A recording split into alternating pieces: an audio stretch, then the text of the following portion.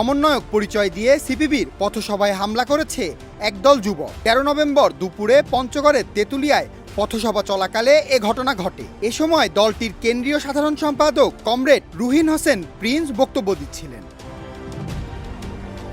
গত 1 নভেম্বর থেকে বাংলাদেশের কমিউনিস্ট পার্টির শোষণ, বৈষম্য বিরোধী গণতন্ত্র জাগরণ যাত্রা চলছে। তারই অংশ হিসেবে তেঁতুলিয়ায় পথসভার আয়োজন করে সংগঠনটি। সভা চলাকালে সমন্বয়ক দাবি করে একদল ছেলে হামলা চালায়, ব্যানার ফেস্টুন টেনে নিয়ে চেয়ার ভাঙচুর করে। তখন তারা নেতাকর্মীদের ওপরও চড়াও হয়।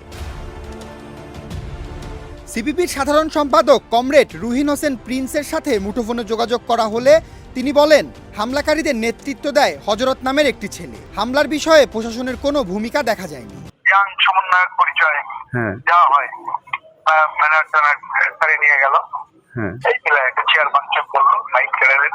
পুলিশ পরে আসছে, ওদের কাছে আমরা নামটামও দিয়ে আসছি। হযরত নামে একজন, যে সম্ভবত এটার নেতা ছিল, ওরা কিছু করে নাই।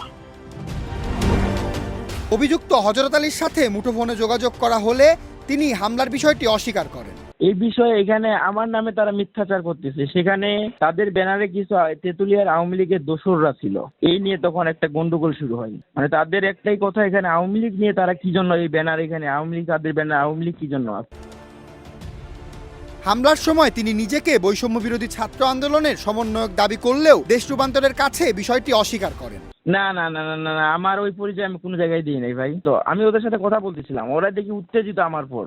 আমি ওখানে কি জন্য গেলাম? আমি বললাম, আপনারা প্রোগ্রাম স্বাধীন বাংলাদেশে যে কেউ প্রোগ্রাম করতে পারবে, আওয়ামী লীগ ব্যতীত। সুপন শিকদার, দেশ রূপান্তর।